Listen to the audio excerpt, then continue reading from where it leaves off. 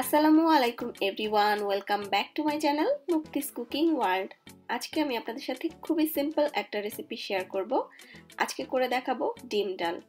খুবই সাধারণ উপকরণ দিয়ে তৈরি করা হয়, বাট গরম ভাতের সাথে খেতে অসম্ভব মজাদার হয়ে থাকে।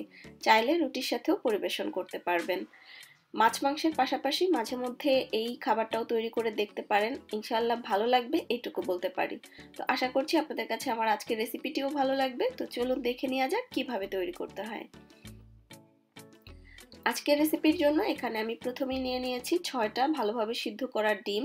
আমি গরম পানির মধ্যে 12 মিনিটের মতো এই ডিমগুলোকে সিদ্ধ করে নিয়েছি। তো আমি ডিম সিদ্ধটা দেখালাম না। এবার ডিমগুলোকে আমি হালকা একটু চিড়ে নিচ্ছি। আমি দেখার সৌন্দর্যের জন্য এভাবে ডিমগুলোকে চিড়ে নিচ্ছি, তবে আপনারা আপনাদের পছন্দ মতো যে কোনোভাবেই চিড়ে নিতে পারেন। তো আমি এভাবে সবগুলো ডিম চিড়ে নিব, এভাবে একটু দেখতে সুন্দর লাগে এই আর কি যা। তো এরই মাঝে সবগুলো ডিম আমার চিড়ে নেওয়া হয়ে গিয়েছে। চুলায় আমি একটা হাঁড়ি বসিয়ে নিয়েছি। এবার এর মধ্যে প্রথমে আমি 1 টেবিল চামচ পরিমাণ তেল দিয়ে দিলাম। এবার এর মধ্যে আমি 1 চিমটি হলুদ গুঁড়া, 1 চিমটি মরিচ গুঁড়া আর সামান্য একটু লবণ দিয়ে দিচ্ছি। হলুদ মরিচ লবণটা দেওয়ার পরে তেলের সাথে একটু মিশিয়ে নিচ্ছি। তেলের সঙ্গে মিশিয়ে নেওয়ার পরে এবার আমি সিদ্ধ করে রাখা ডিমগুলো দিয়ে দিলাম। এবার ডিমগুলোকে আমি ভেজে নিব। আর এরকম অল্প তেলে ডিম ভেজে নিলে অনেক সময় যে ডিম ভাজতে গেলে তেলটা ছিটে গায়ে আসে, সেই ভয়টা কিন্তু আর থাকে না। তো এই ছোট্ট টিপসটাও আপনাদের সাথে শেয়ার করলাম। এবার ডিমগুলো ভাজা হয়ে যাওয়ার পরে আমি তুলে নিচ্ছি। তুলে একটা সাইডে রেখে দিয়ে এবং ওই হাঁড়িতেই আমি দিয়ে দিচ্ছি আরও 4 টেবিল চামচ পরিমাণ রান্নার রেগুলার তেল। তেলটা গরম হয়ে যাওয়ার পরে 4টা আস্ত শুকনা মরিচ এবং 2টো তেজপাতা দিয়ে দিলাম। এবার শুকনা মরিচ এবং তেজপাতাটাকে একটু ফোড়ন দিয়ে নিচ্ছি। ফোড়ন তুলে নেওয়ার পরে এর মধ্যে আমি দিয়ে দিচ্ছি আধা কাপ পরিমাণ পেঁয়াজ কুচি। এবার পেঁয়াজটাকে হালকা কিছুটা সফট হয়ে যাওয়া পর্যন্ত ভেজে নিব।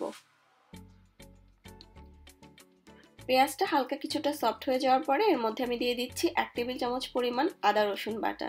এখানে আদা রসুন একসঙ্গে আছে। আদা রসুনটাকে এবার হালকা একটু ভেজে নিব, এর কাঁচা স্মেলটা চলে যাওয়া পর্যন্ত।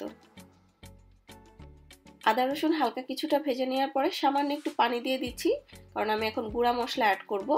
তো এর জন্য প্রথমে দিচ্ছি 1 চা চামচ পরিমাণ হলুদ গুঁড়া, দিচ্ছি 1 চা চামচ পরিমাণ জিরার গুঁড়া, দিয়ে দিচ্ছি 1 চা চামচ পরিমাণ লাল মরিচের গুঁড়া, দিচ্ছি স্বাদমতো লবণ।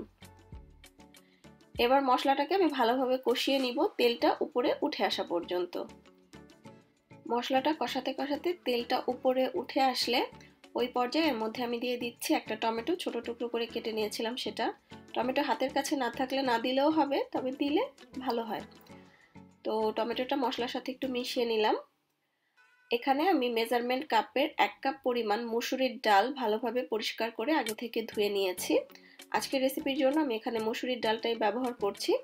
তো আমি মশলা কষানোর মধ্যে মসুরির ডালটা দিয়ে দিলাম এবং মসুরির ডালটা দেওয়ার পরে হাই হিটে আমি 2 থেকে 3 মিনিটের মতো ডাল সহ মশলা সহ ভালোভাবে কষিয়ে নিব।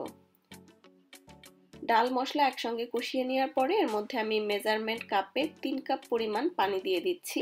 আমি 1 কাপ পরিমাণ ডালের জন্য 3 কাপ পানি এখানে ব্যবহার করছি, কারণ আমি এখানে ডালটা একটু ঘন রাখবো সেই জন্য। তো ভালোভাবে সবকিছু একবার একটু মিশিয়ে নিলাম। সবকিছু মিশিয়ে নেওয়ার পরে কয়েকটা আস্ত কাঁচামরিচ ফালি দিয়ে দিলাম।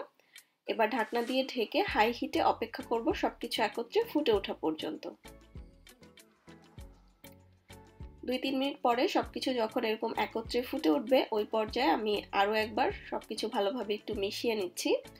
সবকিছু ভালোভাবে মিশিয়ে নেওয়ার পরে ঢাকনা দিয়ে ঢেকে লো আঁচে আমি এভাবেই রেখে দিব 15 থেকে 20 মিনিটের জন্য। যেহেতু মসুরির ডাল সিদ্ধ হতে খুব বেশি সময় লাগে না, এর মধ্যেই খুব ভালোভাবে সিদ্ধ হয়ে যাবে। মোটামুটি ডালটা সিদ্ধ হয়ে যাওয়া পর্যন্ত এভাবে আমি লো হিটে রেখে দিব। এবার প্রায় 15 থেকে 20 মিনিট পরে আমি ঢাকনাটা খুলে নিলাম এবং ডাল কিন্তু দেখতেই পাচ্ছেন এরই মাঝে সিদ্ধ হয়ে গিয়েছে। এবার সবকিছু ভালোভাবে মিশিয়ে নিয়ে আমি চুলার আঁচটা এই পর্যায়ে মাঝারিতে করে দিব এবং ডালটা ভালোভাবে মিশিয়ে নিলেই দেখবেন যেটা বেশ সুন্দর একটা ঘন কনসিস্টেন্সিতে চলে এসেছে। এবার এর মধ্যে আমি সেই ভেজে রাখা ডিমগুলো দিয়ে দিলাম। ডিমগুলো দেওয়ার পরে আমি আরও 5 মিনিটের মতো মাঝারি আঁচে রান্না করে নিব।